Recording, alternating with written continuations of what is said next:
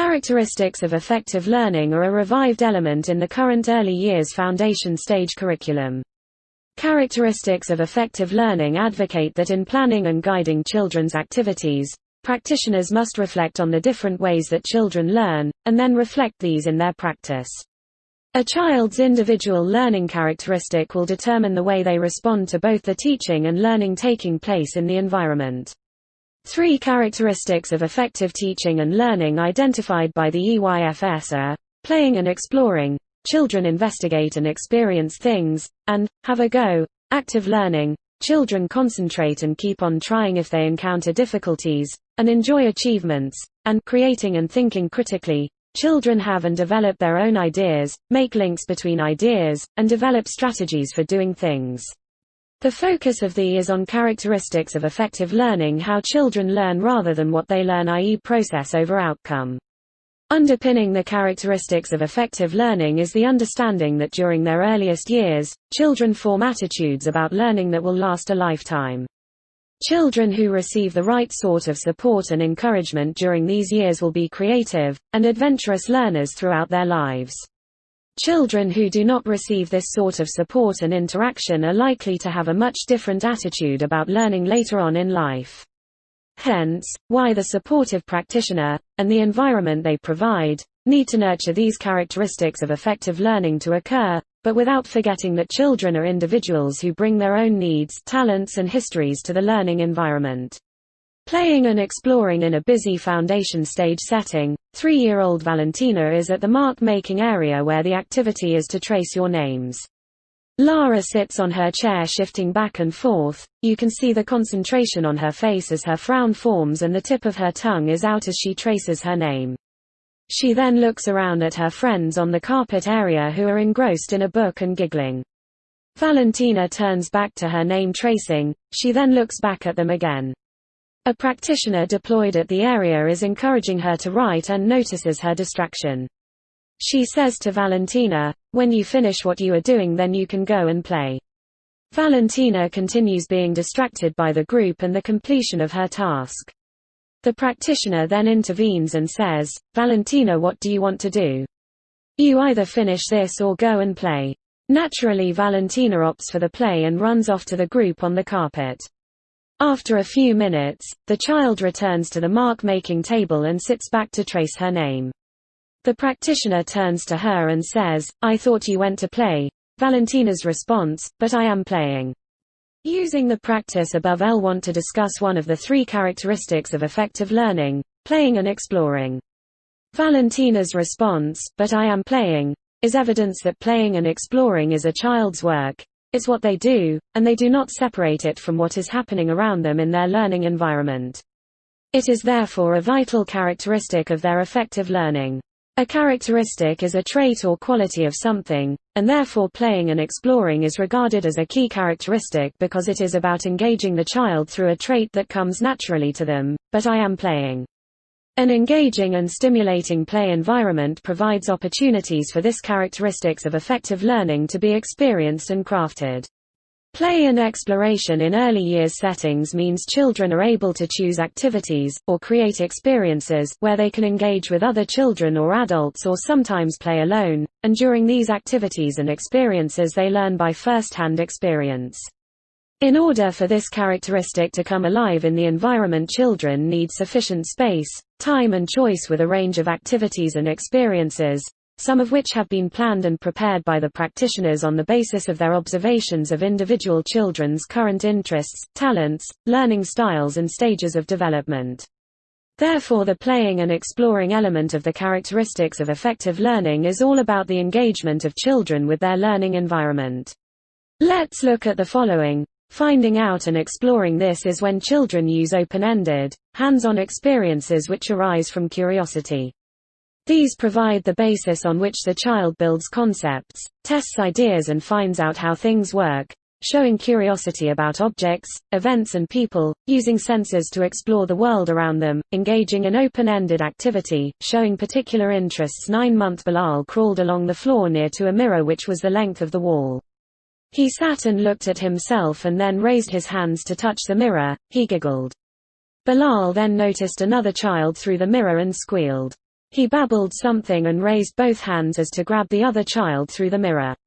At that moment a practitioner came along and hung some aprons on a hook over one part of the mirror. As she did this, could not see himself in the mirror nor the other child. Instead the aprons were in his sight. He looked at them for a while and then turned around. He could now see the other child again. He looks back to the mirror and sees the apron. Bilal does this 3 times. He then decides to bend right down under the aprons and can see the mirror again and smiles through it as he sees the other child. He looks around at him, he then bends down again and sees him and giggles. Bilal then sits up in front of the aprons and this time tilts to the side where he sees the child through the mirror again. This observation record makes evident that children learn from everything that they do. During play, children will begin by exploring and experimenting with what interests them by looking about, listening to and taking in the goings-on of their environment by observing, clearly demonstrated by Bilal. He touched the mirror and moved around the space as if seeking answers to the question, how does this work? Bilal, through his play and exploration, investigated that when he turned he saw the child, but when back to the mirror it was blocked by the aprons. He then worked through his curiosity and exploration to find out how he needed to move in order to see the other child through the mirror again. Playing with what they know. This refers to how a child uses imaginative play to understand, explore and embed ideas.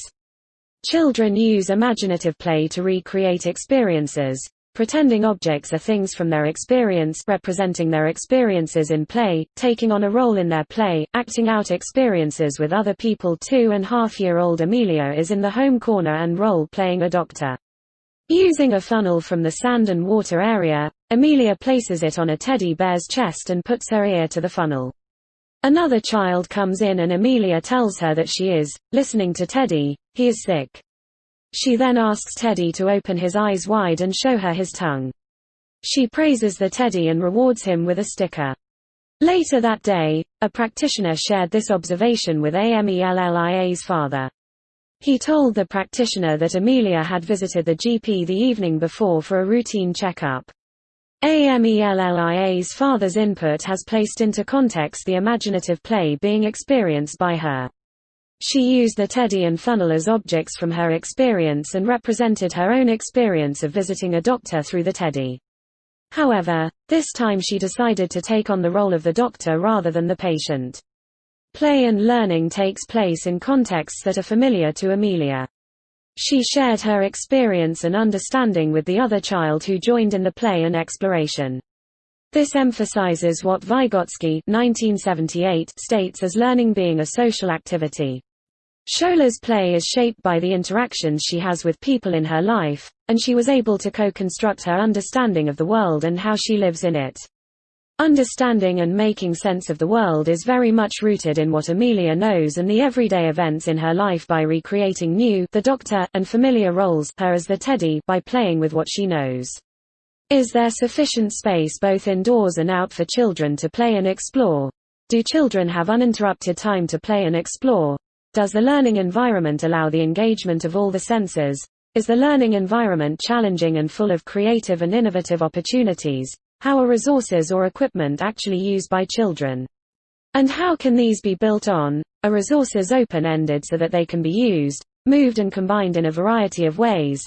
Do resources reflect children's interests? Can children make choices and decisions? Are children's ideas and imagination developed?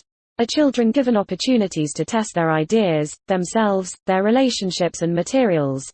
Are children's concepts, skills, attitudes and achievements extended through play and exploration?